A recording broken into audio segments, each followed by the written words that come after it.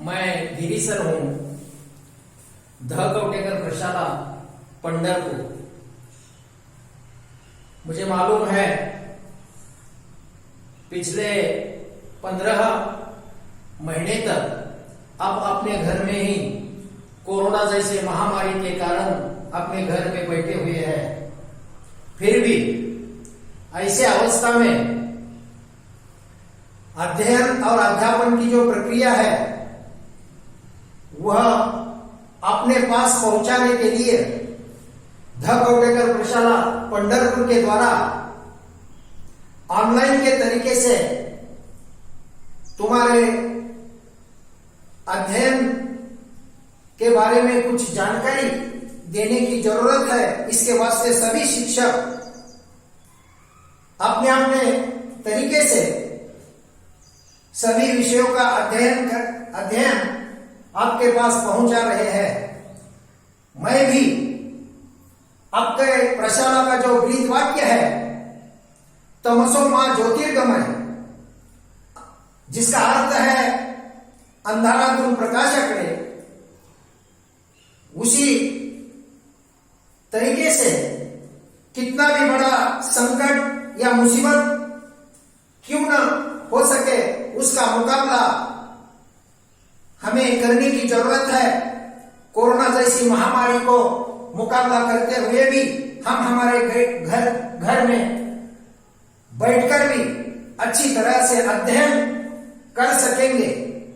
हमें मालूम है 5वीं कक्षा की जो द्वितीय सत्र की परीक्षा है वह परीक्षा नहीं हो चुकी। हम 5वीं कक्षा उत्तीर्ण होकर 6ठी कक्षा में गए। 6ठी कक्षा में भी गए, लेकिन हमारे स्कूल में जाने की जो इच्छा होकर भी हम जा नहीं पाए और हमारा जो अध्ययन का काम है वो ऑनलाइन के तरीके से 6ठी कक्षा में शुरू रहा और पूरा साल 6ठी कक्षा का अध्ययन हमने किया और 6ठी कक्षा से पास होकर हम 7वीं कक्षा में गए हैं। 7वीं कक्षा में गए, लेकिन 6ठी कक्षा का जो हमारे लिए अभ्यासक्रम था उसके बारे में कुछ जानकारी हमें पाने की जरूरत है। यह जानकारी पाने के लिए मेरे लिए जो विषय दिया है वह विषय है हिंदी।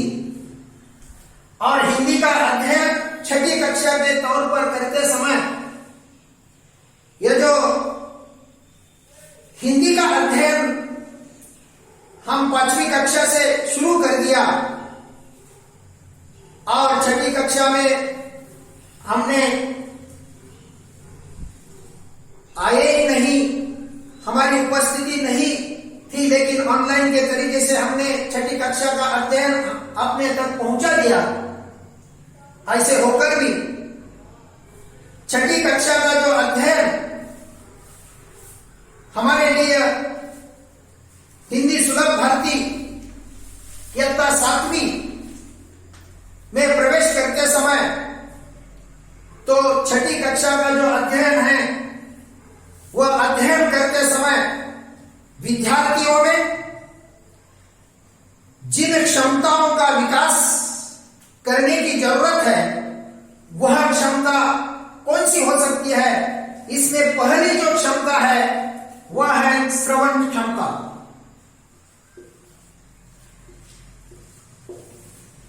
श्रवण क्षमता, श्रवण का अर्थ क्या होता है?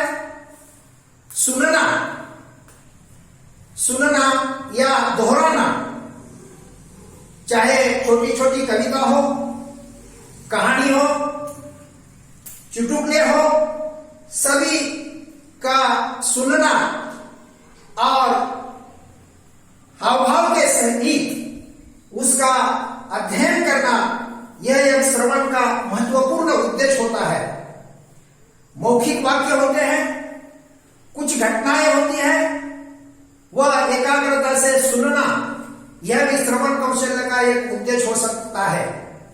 दूसरा जो उद्देश्य है, दूसरी जो क्षमता है वह है भाषण संभाषण। भाषण यानी बोलना, एक दूसरे से बातचीत करना, इसको हम भाषण या संभाषण करते हैं। बोलने वाले की जो ध्वनि होती है, बोलने वाले की जो भाषा होती है, उस भाषा का अर्थ समझना, उसका उच्चारण समझना, नए नए शब्दों की जानकारी प्राप्त करना। विद्यालय में जो राष्ट्रीय त्योहार मनाए जाते हैं, वह राष्ट्रीय त्योहार में जो हमें भाषण दिए जाते हैं, वह अच्छी तरह से वह भाषण हम दे सकते हैं और विद्यार्थी सुन सकते हैं। इस प्रकार भाषण और संभाषण के द्वारा यह जो दूसरा जो भाग है क्षमता का विकसित करने वाला, जिसका नाम है भाषण और संभाषण, यह दूसरा कौशल्य का विकास हमें होने की जरूरत है। तीसरा जो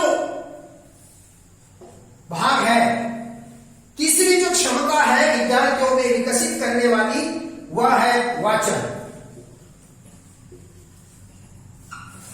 वाचन कौशल्य का विकास विद्यार्थियों में छोटी छोटी कविता होती है, संवाद होता है, अनुवाद होता है, मौन वाचन होता है, समाचार पत्र होता है, बाल पत्रिका होती है। वह सभी का रुचि पूर्वक सभी विद्यार्थियों ने वाचन करने की जो कला होती है, वह कला आत्मसात करने की जरूरत है।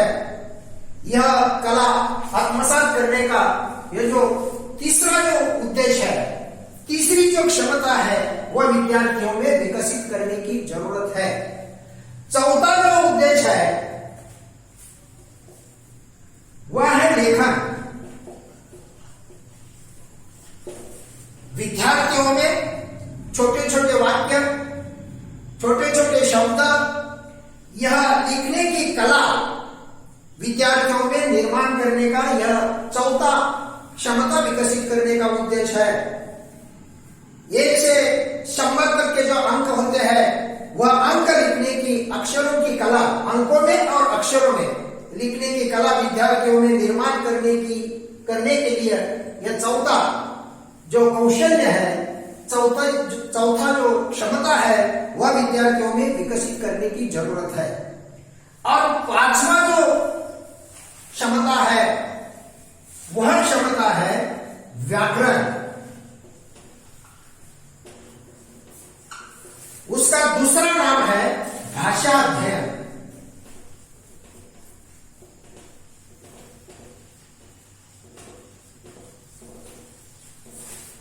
व्याकरण के बारे में विद्यार्थियों की जानकारी होनी चाहिए, जिसमें लिंग होता है, वचन होता है, विकारी शब्द होता है, अविकारी शब्द होता है, नाम होता है, सर्वनाम होता है, लिंग होता है, चिन्ह, अवतरण चिन्ह होते हैं, सभी प्रकार के। इन सभी प्रकार के व्याकरणों का जो भाग होता है, वह कौशल्य, वह क्षमता विद्यार्थियों में विकसित करने का पांचवा जो भाग है, उसमें हमें भाषा अध्ययन की और जानकारी विद्यार्थियों में निर्माण करने की जरूरत, यह 6वीं कक्षा में हमें होने की जरूरत है।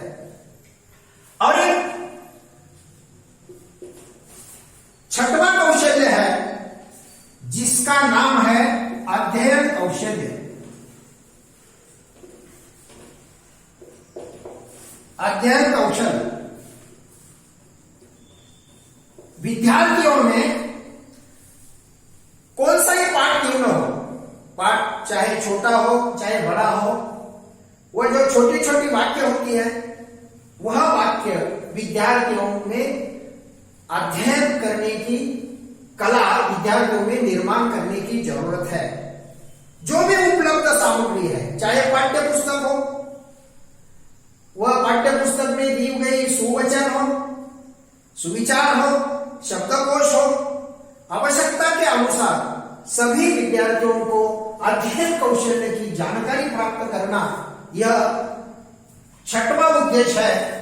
यह छठी कक्षा के अध्ययन, छठी कक्षा का जो पाठ्य पुस्तक है, वह पाठ्य पुस्तक के बारे में यह 6 जो क्षमताएं हैं वह विद्यार्थियों में विकसित करने की हमारे लिए अत्यंत महत्वपूर्ण जरूरत है।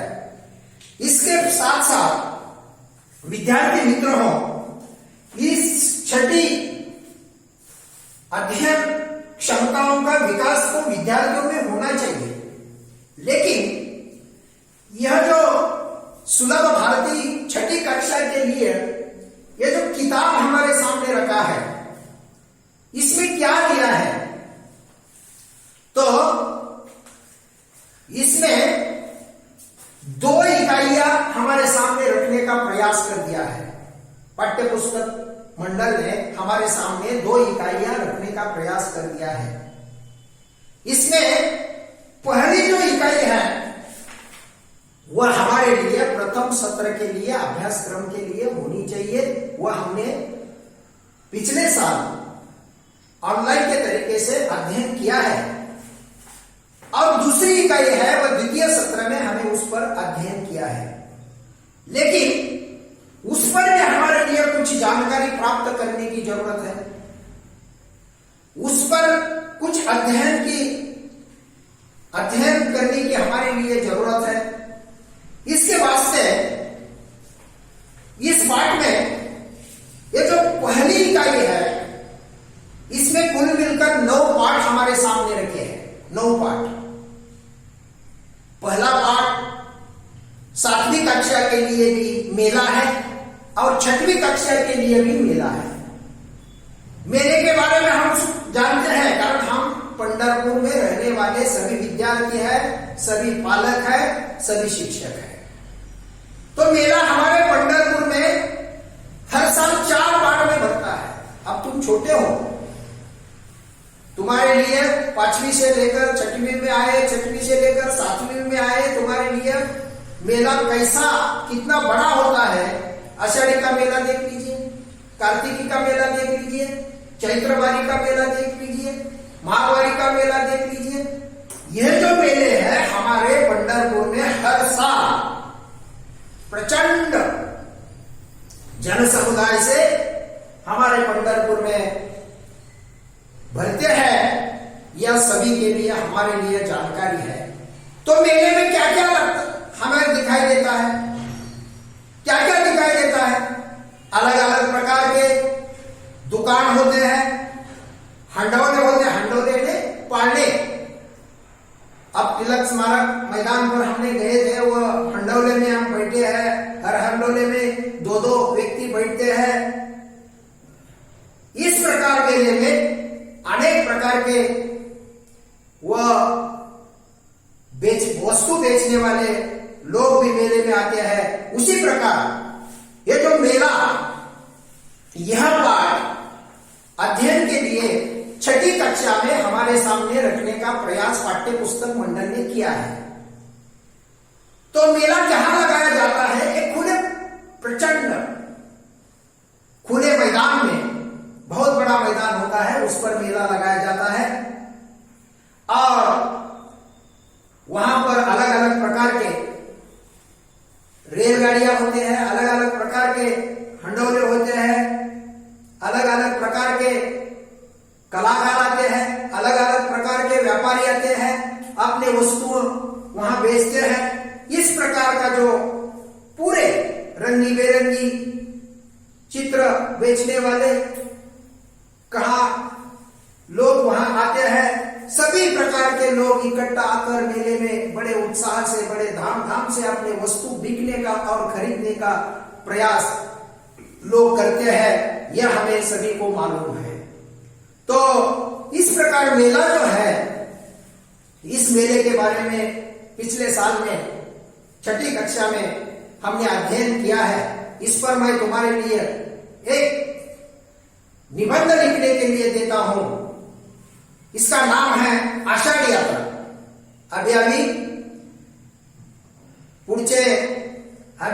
महीने में जो आषाढ़ यात्रा आने वाली है उसके बारे में अगर जानकारी आपके लिए प्राप्त हो या न हो, लेकिन आषाढ़ यात्रा के बारे में तुम अपना निबंध लिख लीजिए। यह जो मेला नामक जो पाठ है, इस पाठ के बारे में जो कुछ भी तुम्हारे लिए जानकारी प्राप्त हो सकती है, वह जानकारी तुम अपने नोटबुक में, अपने बही में लिख लीजिए।